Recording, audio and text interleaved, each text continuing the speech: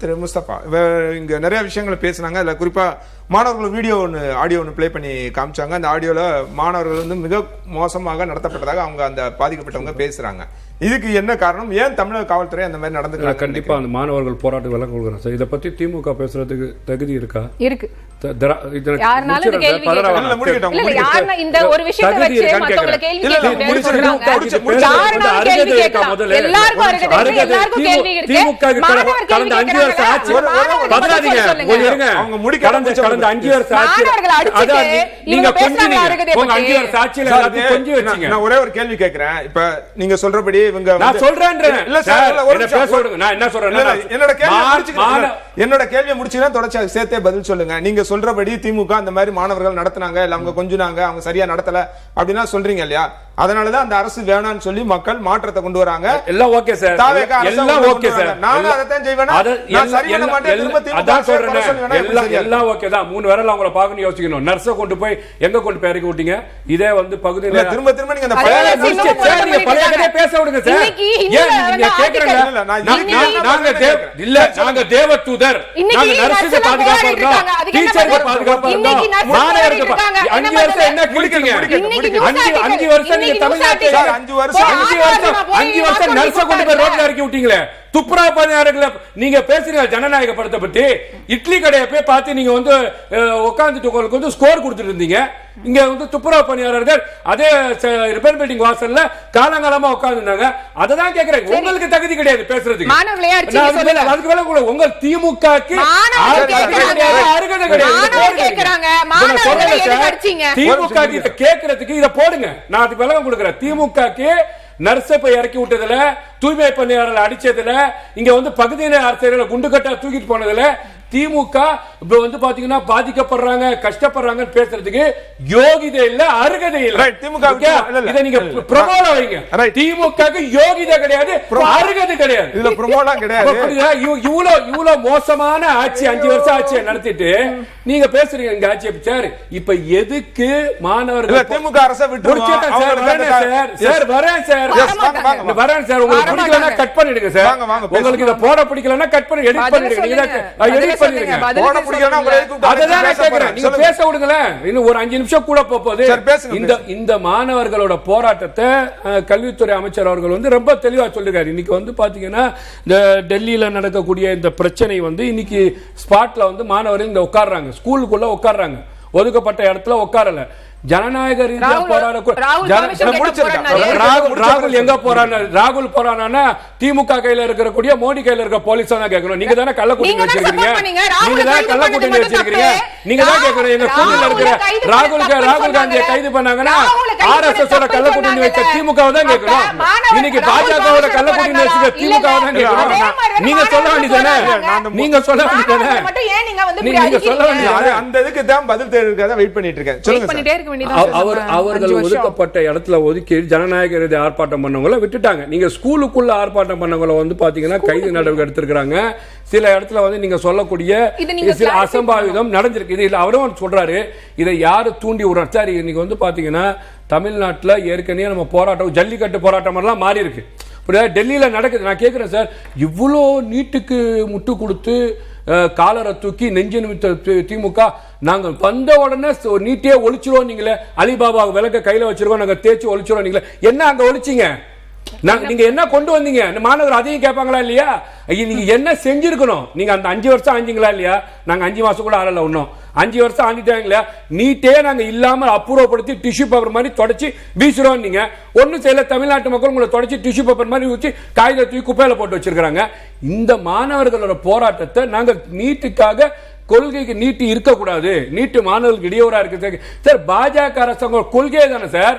மணிப்பூர்ல இன்னைக்கு மக்களோட நிலை என்ன இருக்கு? நீங்க NRC CRC இந்த பாஜக என்ன பண்ணுச்சு? இன்னைக்கு பாஜகவோட சித்தாந்தம் என்னன்னு கேட்டீங்கன்னா, அவர்கள் நடத்தி இன்னைக்கு வந்து அவை கூடின உடனே ராமர் கோயில் ஊழலை பத்தி பேசிருக்கணும், பத்ரிநாத் ஊழலை பத்தி, இதை திசை திருப்பறதுக்காக வேணுமே பண்றாங்க. அப்ப நீட்டுக்கான விஷயத்தை அவங்களும் பாஜகவும் பண்றாங்க சார். ஏன்னா அவங்க பெரிய சிக்கல்ல மாட்டிருக்காங்களா இல்லையா? நீங்க ராமர் கோவில், நாங்க இந்துக்களின் பாதுகாவலர், கோவிலின் பாதுகாவலர், நாங்க தான் வந்து பாத்தீங்கன்னா இந்தியாவில் இருக்கக்கூடிய ஒட்டுமொத்த இந்துக்களை பாதுகாக்கணும்னு சொன்னோன்னே இது பிரதிபலிப்பா கொண்டு போயிடும். அப்ப திமுக என்ன பண்றாங்க? அப்ப இதையே அமுக்கணும். ஏன்னா நம்ம தமிழ்நாட்டில் ஏற்கனவே நீட்டை வச்சு அரசியல் செய்யறோம். அப்ப மேகதாது சைடு கொண்டு போவோம். அப்ப ஆக மொத்தத்துல பாஜக ஒரு சைடு திசை திருப்புது, திமுக ஒரு சைடு திசை திருப்புது. மாணவர்களுக்கான நீட்டு பிரச்சனையில உண்மையாகவே தமிழக அரசாங்கம் கூட நிக்குது. யாரு டெல்லியில காங்கிரஸ் எம்பிகள் இருக்கிறாங்க, வலுவா எதிர்க்கிறாங்க. அப்ப தமிழ்நாட்டில் இருக்கக்கூடிய தமிழக அரசு கூட நிக்குதுன்னு சொல்றீங்க இல்லையா? நான் கேட்ட கேள்வி நீங்க பதிலே சொல்ல. ஏன் அவங்க மாணவர்களை போராட்டம் நடத்த விடாம தடுக்கிறீங்க? அவர்கள் மீது தமிழ்நாட்டுல இப்ப இருக்கக்கூடிய கால சூழல ஒதுக்கப்பட்ட இடத்துல ஜனநாயக ரீதியான போராட்டமானங்களை விட்டுட்டாங்க. நீங்க ஸ்கூலுக்குள்ள போற மாணவர்களை வந்து பாத்தீங்கன்னா அந்த இடத்துல வந்து கைது நடவடிக்கையில ஈடுபடுறாங்க. இந்த போராட்டத்தில் நீங்க தாக்குதல் நடத்துறவங்க எல்லாமே வன்முறையில் ஈடுபட்டாங்க. வன்முறைகள் ஈடுபட்டாங்கன்னு சொல்ல ஜனநாயக முறை யாரை தூண்டி விடுறா? தூண்டி விடுறது யாரு?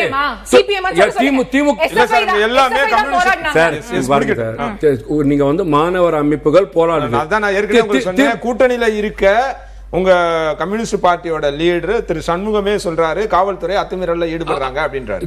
நீங்க திமுக வந்து இது அரசியல் செய்யல, இத தூண்ட உள்ள இதெல்லாம் சார் உங்க கூட்டணி தலைவர்கிட்ட தான் கேக்குறேன். நீங்க வந்து பாத்தீங்கன்னா நீங்க கம்யூனிஸ்ட் மட்டும் பத்தி பேசாதீங்க. அவங்க தூண்டி விட்டாங்க நாங்க சொல்றோமா? கம்யூனிஸ்டோட மாணவர் இயக்கம் நடந்ததுன்னு சொல்றோமா? ப்ரொடெஸ்ட் பண்ணது இல்ல, அவர்களும் பண்ணார்கள். அவர்கள் சார்ந்தவர்கள் இருக்காங்க. அவங்க ஜனநாயக ரீதியா வந்து போராடி இருக்காங்க. அவர்கள் போராடக்கூடிய இடத்துல கண்டிப்பாக இப்ப இருக்கக்கூடிய சென்னை சிட்டில எவ்வளவு தூரம் அவங்களுக்கு பண்ணி கொடுக்க முடியும் இந்த அரசாங்கம் பண்ணி கொடுக்குது. இது மாணவர்களுக்கான சார், மாணவர்கள் வாக்களித்து வந்த அரசாங்கம் சிறந்த அரசாங்கம். புரியுதா உங்களுக்கு?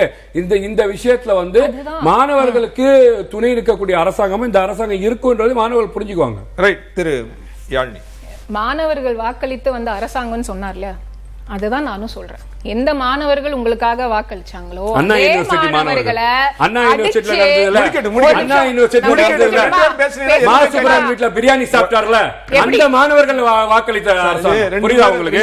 மாத்தி மாத்தி பேசினா ஒண்ணுமே கேட்காது. ஒரே நிமிஷம். அந்த அண்ணா யூனிவர்சிட்டில நடந்த இஷ்யூக்கும் திராவிட முன்னேற்ற கழகத்துல அவர் உறுப்பினர் கூட கிடையாது. ஆனா இன்னைக்கு ஒன்றிய செயலாளராக இருக்கிறவர், அவங்களோட ஃபங்க்ஷனரிஸ் எல்லாருமே வந்து தொடர்ச்சியா பாலியல் குற்றச்சாட்டுல வந்து கைது செய்யப்பட்டு இருக்காங்க. சோ அது பேசுறதுக்கு இது வந்து கிடையாது. டைவர்ட் பண்ண வேண்டாம். ஓகேங்களா? அதே மாணவர்களை இன்னைக்கு அடிச்சு ரோட்ல இருந்து அடிச்சு இழுத்துட்டு போறதுதான் தாவேகா அரசாங்கம்.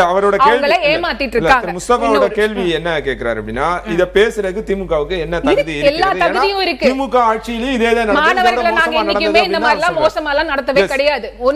இன்னொரு பொய் சொன்னாரு, ஸ்கூலுக்குள்ள வந்து ப்ரொடெஸ்ட் பண்ணாங்கன்னு. இந்த சைதாப்பேட்டை ஆர்ச் வந்து எப்பவுமே ஆர்ப்பாட்டம் நடக்கிற ஒரு இடம். அந்த இடத்துல ப்ரொடெஸ்ட் பண்ண மாணவர்களை இழுத்துட்டு போனீங்க. அதே மாதிரி ஸ்கூல்ல காலேஜ்ல கிளாஸுக்குள்ள உட்கார்ந்து இருந்த மாணவர்களை பிரிவென்டிவ் அரெஸ்ட்னு எடுத்துட்டு போனீங்க. இதெல்லாம் எனக்கு எங்க அவங்க வந்து மக்களுக்கு எங்க அவங்க வந்து பிரச்சனையை வந்து ஏற்படுத்தினாங்கன்னு தெரியல. இன்னொரு முக்கியமான விஷயம், பாஜக டெல்லியில அந்த மாணவர்கள் அடிக்கிறப்ப அங்க இருக்க போலீஸ் அந்த ஆர்ம்டு போர்சஸ் யாருமே பேட்ச் போடல. யூசுவலா பேரோட பேட்ச் போட்டிருப்பாங்க. இந்த வாட்டி பேட்ச் போடல. அது சோசியல் மீடியால பயங்கரமா வைரல் ஆச்சு. பேட்ச் இல்லாம மாணவர்கள் அடிக்க விடுறாங்க. அதே தான் இன்னைக்கு தமிழ்நாட்டிலயும் நடந்திருக்கு. தமிழ்நாட்டில் இருக்க போலீஸ் யாருமே வந்து நேம் பிளேட் பேட்ச் எல்லாம் சேம் மோடஸ் ஆப்பராண்டி, அதே தான் பிஜேபி பண்ற அதே மோடஸ் ஆப்பராண்டி தான் இன்னைக்கு அவங்க பண்ணிட்டு இருக்காங்க. இப்ப திராவிட முன்னேற்ற கழகம் பாஜகவை கேள்வி கேக்குது. நீங்க அப்பயே அனிதா ராதாகிருஷ்ணன் கேள்வி கேட்கப்ப டைவர்ட் ஆயிடுச்சு. நான் வேற ஒரு விஷயம் பேச ஆரம்பிச்சிட்டேன். இப்ப நீங்க பாத்தீங்கன்னா இப்ப வந்து மாணவர்களும் அங்க வந்து ஆர்ப்பாட்டம் பண்றாங்க. அடுத்து வந்து விவசாயிகளும் அங்க ஆர்ப்பாட்டம் பண்ணிட்டு இருக்காங்க. தொடர்ச்சியாக மக்களுக்கு எதிராக கொண்டு வரப்பட்ட திட்டங்களை எதிர்த்து இப்ப இந்தியாவில் இருக்க மக்களுக்கு வந்து ஒரு ஆன்டி பிஜேபி ஆன்டி இன்கம்பன்சின்றது வந்து ரொம்ப தீவிரமாயிடுச்சு. அதனாலதான் வந்து அனிதா ராதாகிருஷ்ணன் அவர்கள் வந்து சொன்னது வந்து there will be a fall of the Union government. முன்கூட்டியே கணிச்சிட்டாரு. அப்படி தான் ஆன்டி நீங்க வந்து தொடர்ச்சியா பார்த்துட்டு தானே இருக்கீங்க. காக்ரோச் ஜனதா பார்ட்டி வந்து இப்போ 1 வீக்கா நடந்தது கிடையாது. அந்த காக்ரோச் ஜனதா பார்ட்டி உருவாகுனதுக்கு காரணமே வந்து இவங்களோட அந்த ஃபாசிசம் தான். ஃபாசிசம் பாயசம்னு கிண்டல் பண்ணிட்டு இன்னைக்கு ஃபாசிஸ்டா இருக்காங்களா, அவங்களுக்கு வந்து இதெல்லாம் புரியாது. மக்களுக்கு கண்டிப்பாக இது புரியும். இன்னொரு முக்கியமான விஷயம், நீங்க ரீடெஸ்ட் பத்தி பத்திரிகையாளர் அவர் பேசினப்ப சொன்னாரு ரீடெஸ்ட் முடிஞ்சிருச்சு அப்படின்னு. அந்த ரீடெஸ்ட்லயுமே வந்து குளறுபடி நடந்திருக்கு அப்படின்றது இந்தியா டுடேல இன்னைக்கு ரிப்போர்ட் வந்திருக்கு. மாணவர்களுக்கு பதிலாக வேற ஒரு ஏஜென்சி வழியா உள்ள போய் எக்ஸாம் எழுதிருக்காங்க. இந்த விஷயத்த ஏகே ராஜன் கமிட்டி ரிப்போர்ட்லயே வந்து திராவிட முன்னேற்ற கழகம் வந்து ஆட்சியில இருந்தப்ப ஏகே ராஜன் கமிட்டியை வந்து அமைச்சோம். நீட்டை வந்து எதுக்காக எதிர்க்கணும் அப்படின்ற ஒரு கமிட்டி. அப்பயே நம்ம வந்து சொன்ன விஷயம், இதுல நிறைய ப்ராக்சிஸ் வந்து வரதுக்கான வாய்ப்புகள் இருக்குன்னு.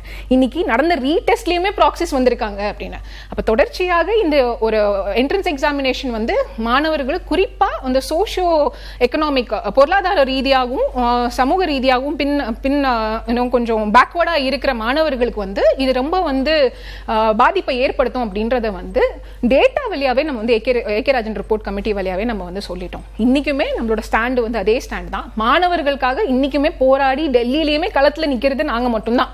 ஆட்சியில இருந்தோம் தமிழ்நாட்டு மக்களுக்கு மேகதாது பத்தி பேசினாங்க, நீங்க பேசலன்றனால தாங்க நாங்க பேச வேண்டியதா இருக்கு. நீங்க கர்நாடகால பேசி உங்க கூட்டணியில இருக்கவங்கள தானே இருக்காங்க, அங்க பேசி தமிழ்நாட்டு மக்களுக்கு தண்ணியை வாங்கி கொடுங்க, தமிழ்நாட்டு மக்களுக்காக நீங்க பேசவே மாட்டீங்க அப்படின்னா நாங்க பேசிதானே ஆகணும். நாங்க பேசுறோம் நீங்க பேசாதனால தான் நாங்களும் பேசிக்கிட்டு இருக்கோம். தமிழ்நாட்டு மக்களுக்காக தொடர்ச்சியா பேசிட்டு இருக்க கழகம் திராவிட முன்னேற்ற கழகம். ஏன் பேசுறேன்னு கேள்வி கேட்கறாங்கன்னு எனக்கு அதுதான் ரொம்ப ஆச்சரியமா இருக்கு. பேசல இன்கேஸ் டிஎம்கே வந்து பார்லிமெண்ட்ல போய் மேகதாது பத்தியோ நீட்டை பத்தியோ பேசாம இருந்திருந்தா கூட கேள்வி கேட்கறதுல ஏதோ ஒரு நியாயம் இருக்கு.